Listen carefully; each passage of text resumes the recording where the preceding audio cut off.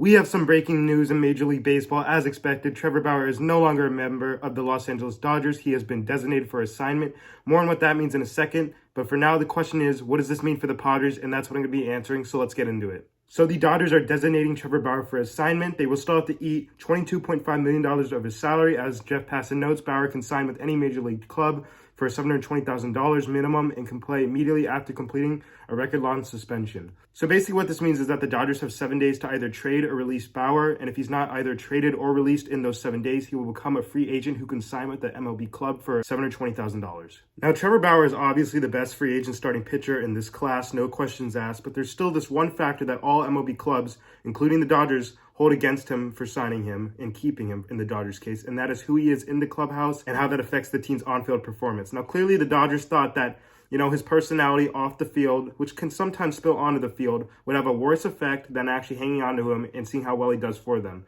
And the Dodgers did not need him in 2022. They won 111 games without Trevor Bauer, one of the best pitchers in baseball right now.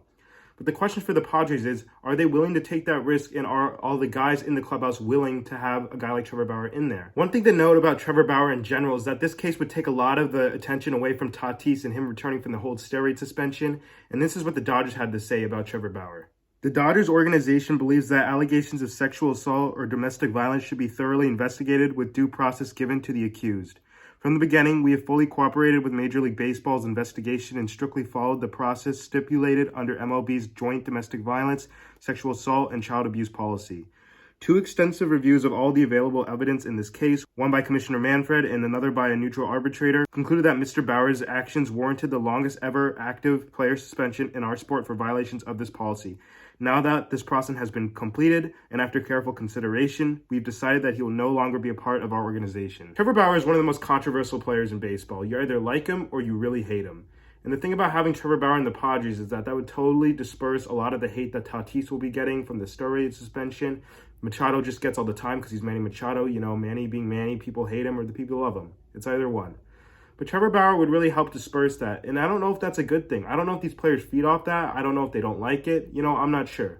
But Trevor Bauer to be in this clubhouse needs to be 100% cooperative. And he needs to come out with a statement basically saying, I've looked at my past actions and I want to move on. And I want to be a better teammate in person. Fine, whatever. But our players need to be 100% on board with this. You can't have one guy just not so sure about it because then the whole thing falls. I cannot stress this enough, but there's so much more to baseball and how a team plays than just the raw talent and who is on their team. Because if that wasn't true, then the Dodgers would not have DFA'd Trevor Bauer. There's no shot.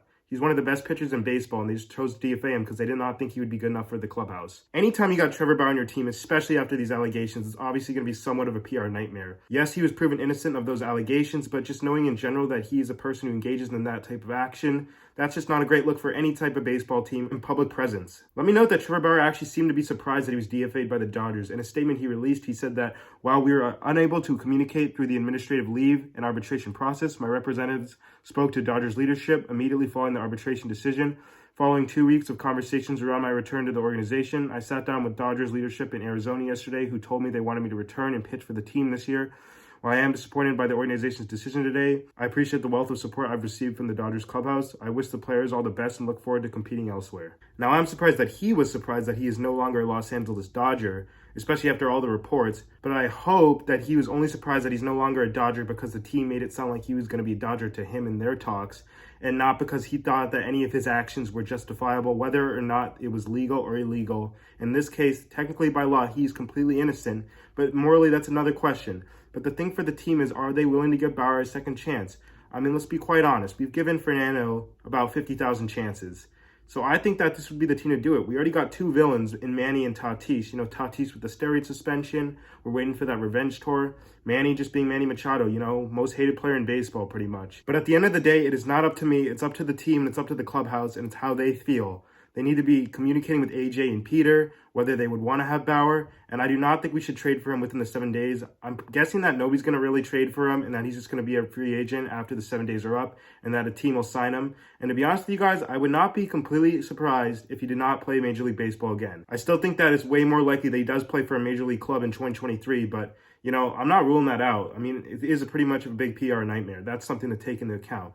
Another thing for the Padres is that it would take a lot of the pressure off Tatis, with that whole steroid suspension and coming back from it. It would really disperse all the hate, because the Padres are already kind of a hated team, because, people are saying, oh, the Padres buy their team just like the Dodgers. They're no different. And that's not even completely false. But make sure you guys like the video, and make sure you guys hit that subscribe button if you are yet to do so. If you like Padres baseball and baseball in general, this is the place to be. We do this all the time where we post videos about baseball. Let me know your guys' thoughts in the comment section down below. Do you think signing Bauer would really help, disperse the hate that Tatis will get? Or do you think it'll just be too risky for the team chemistry and just really hurt the clubhouse culture? Let me know your guys' thoughts in the comments down below. Thank you guys for watching this video, and I'll see you in the next one.